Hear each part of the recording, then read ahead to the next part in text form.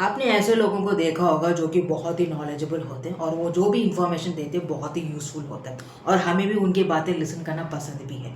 लेकिन फिर भी 2 या 3 मिनट के बाद जब हम उनकी बातें सुन रहे होते हैं तो अचानक से हमारा जो अटेंशन है वो कहीं और शिफ्ट होने लगता है। मतलब हम उनकी बातें लिसन तो कर रहे होते हैं लेकिन हम कहीं और देख रहे होते हैं, या फिर हम अपने फ़ोन को बाहर निकाल कर देख रहे होते हैं, या फिर हम उन्हें लिसन तो कर रहे होते हैं लेकिन हमारा माइंड जो है वो वहाँ पे नहीं होता। हम बस सर हिला रहे होते हैं, उनकी बातें सुनने का नाटक कर रहे होते हैं। तो एक्चुअली में प्रॉब्लम कहाँ होता है? मतलब प्रॉब्लम तो उस स्पीकर में या फिर उनके दिए हुए इन्फॉर्मेशन में तो बिल्कुल भी नहीं होता। तो ऐसा क्या हो जाता है जिसकी वजह से हमारा जो अटेंशन है उनसे दूर चला जाता है?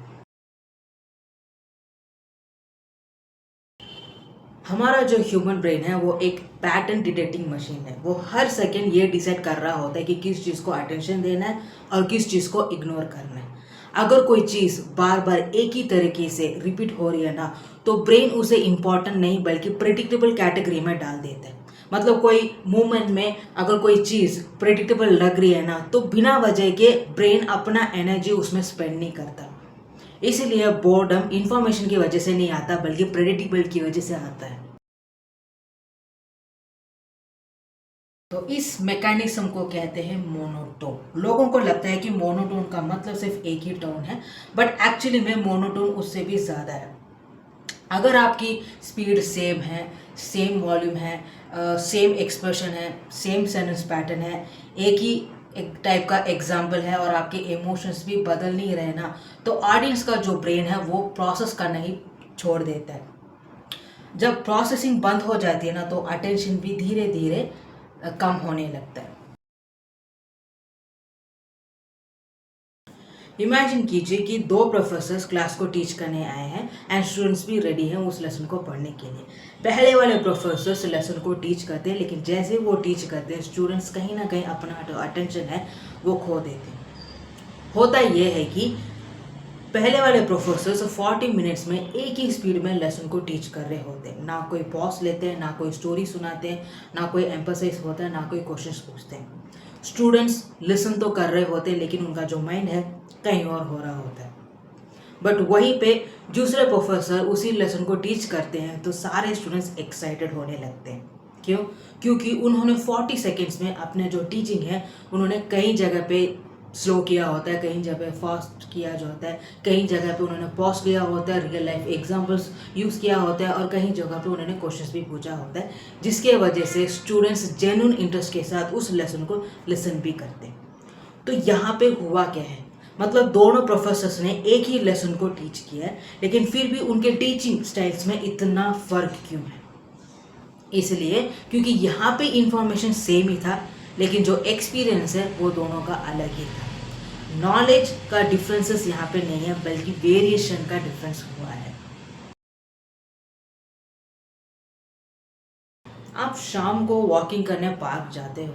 अगर आप जाते हो ना, तो आई एम श्योर कि आपने कई सारी चीज़ों को नोट किया होगा, जैसे कि लोगों की बातें सुनना, छोटे बच्चों के खेलने की आवाज़ सुनना, बर्ड्स के जो साउंड होते हैं उसे भी आप सुनते हैं। थोड़ी देर बाद ऐसी जगह पे आप वॉक करते हैं जहाँ पे बिल्कुल साइलेंट होता है लेकिन तेज़ हवा चल रही होती है, बहुत ही अच्छा फील हो रहा होता है। अगर पास में कोई मंदिर है तो वहाँ की घंटी भी आपको सुनाई दे रही होती है। अगर आसपास कहीं चाट की दुकान भी हो ना, तो खाने की खुशबू भी ज़रूर आ रही होगी। मतलब कि जब आप पार्क में वॉक करने जाते हैं तो ये सारे चीज़ों को नोट करते हैं, राइट? अगर नहीं करते तो मुझे नहीं पता कि क्या करना है, लेकिन आप ज़रूर इन सारी चीज़ों को नोट करते होंगे। तो ये कैसे होता है? मतलब आप सिर्फ वहाँ पर वॉक करने जाते हैं लेकिन वॉक करते करते आप ये सारी चीज़ों को नोट कैसे करते हैं? अगर यही कहूँ कि अगर ये पूरा पार्क एक ही आवाज़ में होना, तो क्या आप उस चीज़ को अटेंशन देते? बिल्कुल भी नहीं। तो यहाँ पे हुआ ये है कि आपने जो आवाज़ जो सुने हैं ना, डिफरेंट चीज़ों की जो कि आपने आवाज़ सुना है उस वो वेरिएशन में आपने सुना है, जिसके वजह से आपको पार्क में वॉकिंग करते वक्त अच्छा लगा, अच्छा वाइब ला हुआ और ऐसे लगने लगा जैसे कि नेचर बहुत ही इंटरेस्टिंग है। लेकिन अगर पार्क में सिर्फ एक ही आवाज़ चल रही होती ना, तो आप वहाँ पे एंजॉय नहीं कर रहे होते बल्कि आप इरिटेशन होकर वापस आ रहे होते। और यही कम्युनिकेशन में भी होता है। ब्रेन को ना चेंज चाहिए होता है, वो चेंज को एंजॉय करता है। अगर हर चीज़ एक ही तरीके से सेम होती रहे ना, तो वो उसे इग्नोर करने की कोशिश करता है और कहीं ना कहीं वो पूरी तरह से इग्नोर ही कर देता है। कुछ लोग मानते हैं कि मोनोटोन का सॉल्यूशन वॉइस मॉड्यूलेशन है, फिर भी वो लाउडली बोलते हैं या फिर कभी कभी वो धीरे बातें करते हैं, ये समझ कर कि उनको किसी ने बताया होता है कि आपको अपने वॉइस मॉड्यूलेशन में ध्यान देना है। आर्टिफिशियल वेरिएशन ऑडियंस नोट करती है। रियल वेरिएशन तब आती है जब थॉट चेंज होता है, जब इमोशंस आते हैं, जब स्टोरी आती है, जब क्वेश्चंस आते हैं, जब साइलेंस आती है। और वॉइस इन सब का रिजल्ट होता है, ना कि स्टार्टिंग पॉइंट। इसीलिए एक्सपीरियंस स्पीकर्स भी अपने ऑडियंस को नई चीज़ें देते रहते हैं। कभी एक फैक्ट, कभी एक स्टोरी, कभी एक डायग्राम, कभी एक पॉज, कभी एक चैलेंज। ऑडियंस को लगता रहता है कि अब तो कुछ तो इंटरेस्टिंग आने वाला है, और जब ब्रेन को लगता है कि अब इस मोमेंट में कुछ अनएक्सपेक्टेड मिलने वाला है, तो अपना जो अटेंशन है वो नेचुरली उस चीज़ को देने लगता है। That means people don't stop listening because your voice is boring. They stop listening because nothing is changing.